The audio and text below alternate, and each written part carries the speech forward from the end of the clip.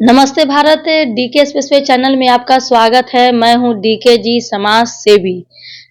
देखिए, मेरे साथ जो हैं विख्याता डॉक्टर पारसनाथ सिंह जी हैं, जो फिलहाल जो है अभी जो है पन्नू लाल सिंह कॉलेज के सेक्रेटरी। हम बताएं कि आखिर बीत रही कॉलेज के बारे में, अतिथि शिक्षक के बारे में, या असिस्टेंट गेस्ट प्रोफेसर, अतिथि सहायक प्राध्यापक जो करते हैं, जो मेहनत करते हैं, मेहनत के हिसाब से कुछ ये हो नहीं पाता है। और दूसरी बात है कि सरकार ने जो हर प्रखंडों में डिग्री कॉलेज खोलने की बात कर रही है। अभी स्वीकृति मिली है 213 डिग्री कॉलेज। इन तमाम बातों को लेकर के एकदम पूरा इनसाइड स्टोरी दर्शकों को बताइए कि क्या था, कैसे भवन था पहले, कैसे कैसे लोग रहते थे, कौन सा शिक्षा माफिया आ गया, क्यों नहीं हो पा रहा है ये तमाम बातें।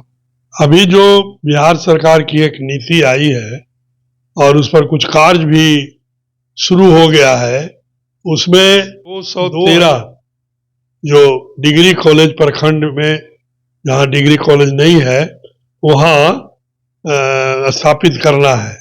लेकिन मेरा जो अपना तर्क है कि जो अभी एग्जिस्ट कर रहा है कॉलेज प्रखंड में स्तर पर या जिला स्तर पर या सब डिविजनल स्तर पर, उसकी स्थिति जो है बहुत दयनीय है। और इसका एक कारण है कि बहुत से जो कॉलेजेस हैं जिसके व्यवस्थापक लोग जो हैं, जो उस कॉलेज की जो आमदनी है उसको वो लोग अपना बिजनेस की आमदनी बूझकर उसको अपने आप पर खर्च करते हैं, और जो निरीह जो वहाँ के जो कर्मचारी हैं उनको वेतन नहीं मिल पाता है। साथ ही साथ जो सरकार जो अनुदान देती है उसको भी व्यवस्थित रूप में आवंटन नहीं किया जाता है। इसलिए जो एफिलिएटेड कॉलेज की जो नौकरी में हैं, वो शिक्षक हो या शिक्षकेतर कर्मचारी हो, इनकी स्थिति बहुत दयनीय है। साथ ही साथ बिहार सरकार ने 2007 में अनाउंसमेंट किया था कि रिजल्ट के मुताबिक हम अनुदान महाविद्यालयों को देंगे। लेकिन दुर्भाग्य यह है कि 2017 तक ही अभी अनुदान दिया गया है और अभी 2026 आ गए हैं, 9 साल पीछे चल रहे हैं। और ये 9 साल के अंतराल में आप सोच सकते हैं कि बहुत से शिक्षक और शिक्षकेतर जो कर्मचारी हैं वो पैसे के अभाव में मृत्यु लोक में चले गए हैं। तो ऐसी व्यवस्था सरकार करे कि आप जो इनकम आता है छात्रों या छात्राओं से, उसका विधिवत 70% जो वेतन पर खर्च करना है, उसके सरकार एक उपाय निकाले जिससे कि वो उपयोग हो, न कि उसका दुरुपयोग हो। साथ ही साथ मैं ये भी कहना चाहता हूं कि यदि कॉलेज का जो इनकम है और जो सरकार अनुदान देती है, ये यदि दोनों मिलाकर वेतन के में उपयोग किया जा सके तो हमारा जो समझ है, मेरा जो समझ है, वो उसमें बहुत कम राशि की आवश्यकता पड़ेगी सरकार के द्वारा, जिससे सारे कर्मचारियों को पूर्ण वेतन हम लोग दे सकते हैं। और ऐसी व्यवस्था सरकार को करनी चाहिए। चूंकि आप सरकारी नौकरी में सबको नौकरी नहीं दे सकते हैं, तो कम से कम ग्रांट इन एड कॉलेज बनाइए। केवल महाविद्यालय खोलने से और उस पर कोई नियंत्रण नहीं होने से समाज का कल्याण होने वाला नहीं है, और कोई भी विद्यार्थी को सुचारू रूप में पढ़ाई नहीं हो रही है। इसलिए कि कुछ एफिलिएटेड कॉलेज केवल कागज पर चल रहे हैं और वहां केवल व्यापार हो रहा है, और इसमें सबसे ज्यादा अधिक जो भागीदारी है वो हमारे बिहार के पॉलिटिशियनों का है। इसलिए कि गवर्निंग बॉडी में एक जनप्रतिनिधि भी रहते हैं जो कॉलेज का माफिया ग्रुप का हेड होते हैं, और इसलिए ऐसी परिस्थिति हुई है। साथ ही साथ जितने इस बिहार में जो एफिलेटेड कॉलेज है उसके गवर्निंग बॉडी में एक सरकार के भी प्रतिनिधि होते हैं, जो सब डिविजनल मजिस्ट्रेट से नीचे रैंक के अफसर नहीं होते हैं, लेकिन वो सरकारी प्रतिनिधि को उस कॉलेज से कुछ लेना देना नहीं रहता है। कुछ जो अफसर हैं वो कॉलेज में इसलिए मीटिंग में जाते हैं, इसलिए कॉलेज की देखभाल करते हैं कि हमको कुछ आमदनी हो जाए, न कि कॉलेज का तरक्की हो और नहीं वहाँ कार्यरत शिक्षक शिक्षकेतर की तरक्की हो। मैं इसलिए सरकार से भी आग्रह करता हूँ कि इसके लिए एक व्यवस्था बनाएं और व्यवस्था बनाकर कुछ शिक्षाविद को भी इसमें लेने का माने कष्ट करें, जिससे शिक्षाविद उच्च शिक्षा का बढ़ावा करने के लिए कुछ उपाय बताए। मैं नीतीश बाबू को धन्यवाद देता हूं कि बहुत दिनों के बाद शिक्षा विभाग के से उच्च शिक्षा विभाग एक अलग है जो निर्माण किए हैं, जिससे कि उस शिक्षा पर अलग से एक व्यवस्था होनी चाहिए।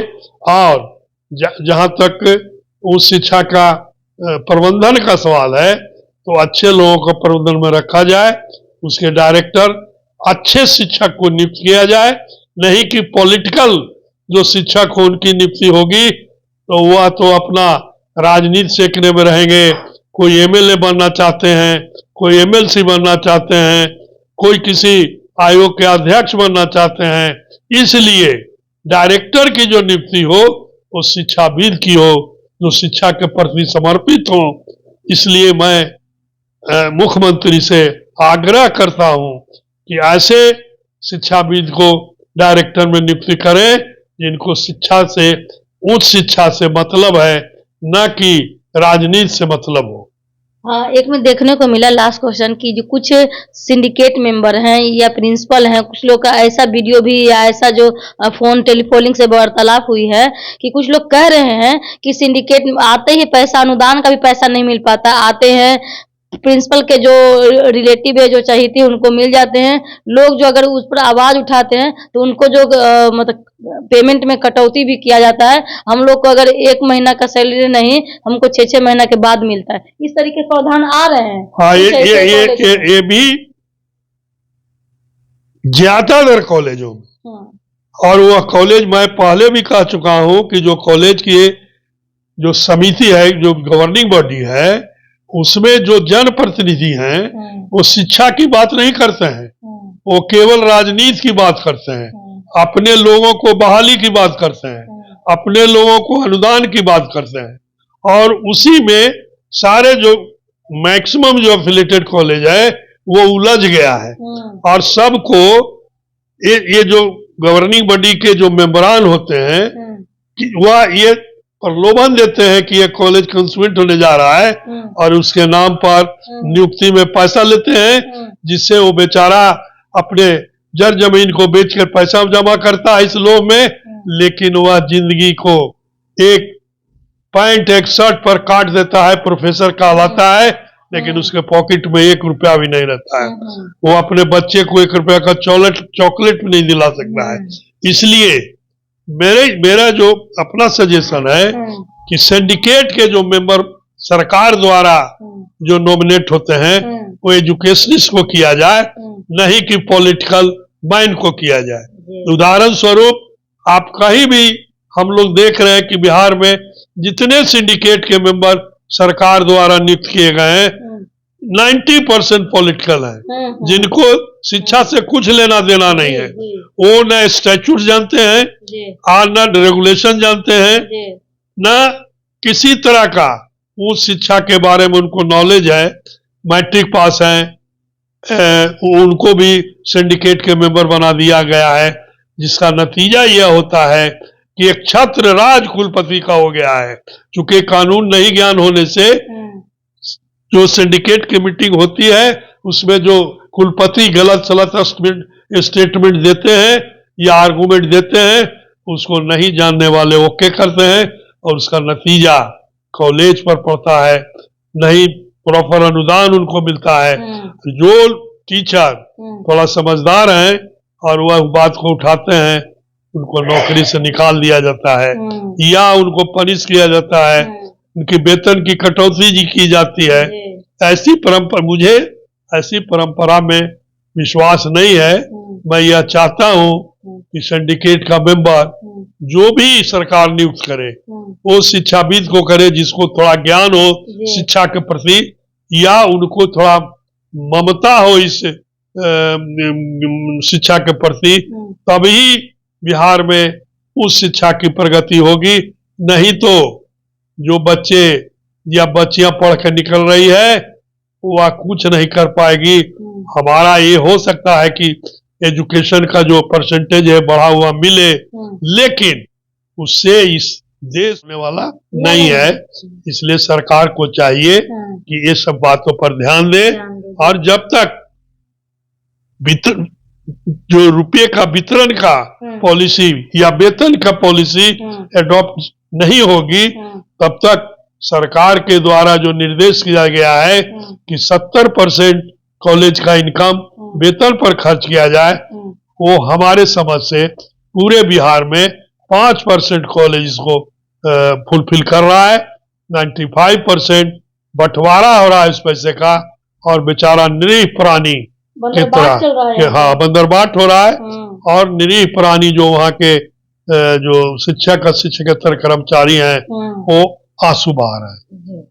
ये तो है, लेकिन हम हाल फिलहाल में देखा गया है, वहां पर गए, पब्लिक ओपिनियन से बात हुई, यहाँ तक कि जो पहले स्थिति थी अब की स्थिति, जहां पे आप जो हैं सचिव सेक्रेटरी हैं पीएलएस कॉलेज के, पन्नूलाल सिंह कॉलेज के जो है महाविद्यालय के जो आप सचिव हैं, तो वहाँ पहले की स्थिति को लेकर के अब में जो देखने को मिला, सीसीटीवी कैमरे, भवन निर्माण को लेकर के, इंफ्रास्ट्रक्चर को लेकर के, और पढ़ाई को लेकर, टेक्निकल से डिजिटलाइज आप धीरे धीरे आप उस चीज में सुधार हो रही है। अब पेमेंट को लेकर बात हो जाता है कि पेमेंट 1 महीना 2 महीने के बाद नहीं, पेमेंट बिफोर मिलते, मंथ के बिफोर में भी पेमेंट मिल रहे हैं। ये इस तरीके से जो है आपका अहम पहल कर रहे हैं। देखिए, मैं जब वहाँ सेक्रेटरी, हमारा जो वहाँ की जो गवर्निंग बॉडी थी वो हमको शिक्षाविद के रूप में ऑप्ट किया, और ऑप्ट करने के बाद उसके बाद सारे गवर्निंग बॉडी के मेंबर मैंने बैठ करके हमको सेक्रेटरी बनाया। तो मैं विगत 8 वर्षों से वहाँ सेक्रेटरी हूँ, और मैं जब गया वहाँ तो स्थिति अच्छी नहीं थी, बहुत खराब भी नहीं थी लेकिन अच्छी नहीं थी। लेकिन मैंने 2-3 चीज पर ध्यान दिया। सबसे पहले ये ध्यान दिया कि जो टीचर और नॉन टीचर हैं इनको समय पर वेतन मिले। मैं जब से सेक्रेटरी हूँ कोई ऐसा महीना नहीं है जो जिसमें 5 तारीख के पहले इन लोगों को वेतन नहीं मिलता। और दशहरा और होली के समय में यदि स्टार्टिंग पीरियड में ही पड़ता है 1-2 तारीख, तो मैं पहले भेज देता हूँ। अभी भी मैं होली के समय 27 तारीख को ही इन लोगों का वेतन भुगतान किया हूँ। दूसरी मेरा जो पहलू है कि मैं सरकार की जो चिट्ठी है 70% कॉलेज का इनकम जो है उसमें आप 70% वेतन में भुगतान कीजिए। मैं 80 से कम किसी भी वर्ष में मैं वेतन नहीं किया हूँ। और लॉकडाउन में जो भी शिक्षक शिक्षकेतर कॉलेज आते थे उनको आने जाने का खर्च बढ़ गया था, चूंकि ट्रेन बंद हो गई थी या कम चलती थी, टेम्पो से और अदर मैंने से पहुंचते थे, जिसमें उन लोगों का पैसा ज्यादा खर्च होता था। मैंने उस साल 1 महीने का एक्स्ट्रा पेमेंट करके उसकी भरपाई किया हूँ। मैं उस साल 13 महीने का पेमेंट किया हूँ। और आज भी मैं पूरे बिहार की बात करता हूँ कि पूरे बिहार में यदि हमारे कॉलेज में जो वेतन मिलता है और समय पर जो मिलता है, ये मेरा दावा है कि 5% में तो मैं जरूर आता हूँ।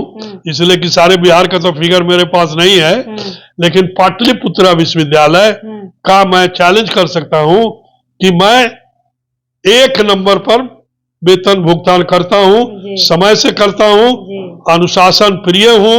मैं किसी भी टीचर और नॉन टीचर के अनुशासन में रखने की पूरी कोशिश करता हूँ, और जो नहीं रहना चाहते हैं मैं उसको क्षमा नहीं करता हूँ। जी। और बच्चे की पढ़ाई पर मेरा पूरा ध्यान रहता है और मैं टाइम टू टाइम जा करके कॉलेज के पठन पाठन को चेक करता हूँ। और जहाँ तक इंफ्रास्ट्रक्चर की बात है, वो कोई भी आदमी आके देख सकते हैं कि मेरे कॉलेज में किस तरह का इंफ्रास्ट्रक्चर है। मैं एफिलिएटेड कॉलेज में भी 40 जनरेटर रखे हुए हूँ, इसलिए कि बच्चे को यदि प्रैक्टिकल कर रहे हैं, लाइन कट जाए तो कोई दिक्कत नहीं हो, या और भी जो काम चल रहा है डिजिटल, कोई फेलियर नहीं हो। और सारी बातों को रहते हुए मैं, अगर नाइक की टीम आती है तो A+ मिलेगी उसमें, अगर बीत रहित में अगर बोलेगा तो A+ मिलेगी। नाइक की टीम आएगी तो मेरे यहाँ देख करके नाइक की टीम ताज्जुब करेगी कि भाई इस तरह का भी एफिलिएटेड कॉलेज है।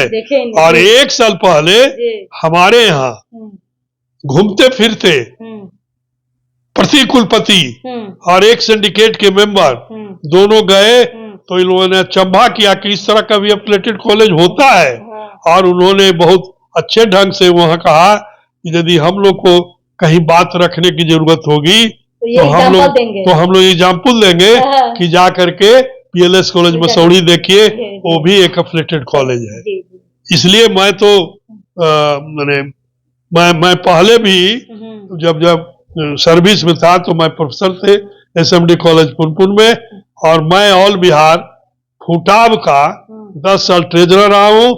और उस समय एफिलिएटेड कॉलेज में भी थोड़ा दिन मैं नौकरी किया था, बाद में मेरा कॉलेज कंसुएंट हुआ, इसलिए मैं एफिलिएटेड कॉलेज का सारी जो दिक्कतें होती है वो मेरे जहन में है। और मैं जा करके वहाँ पंडू लाल सिंह कॉलेज में अभी भी बहुत सा सॉल्व किया हूँ, लेकिन और सॉल्व करने की जरूरत है, जिसमें सरकार की मदद की जरूरत है। क्योंकि पैसे तो बहुत लगते हैं, तो पैसा तो मैं 30% पे ही खर्चा कर सकता हूँ, इसलिए कि 70% वेतन देना है। और मैं दावा के साथ कर सकता हूँ कि मैं 80% से ज्यादा सब दिन वेतन जो सरकारी जो इस कॉलेज का इनकम होता है उसका वेतन भुगतान करता हूँ। साथ ही साथ जो अनुदान जाता है मैं 10 दिन के अंदर सारे वहाँ के टीचर और नॉन टीचर के खाते में मैं भिजवाने का काम करता हूँ।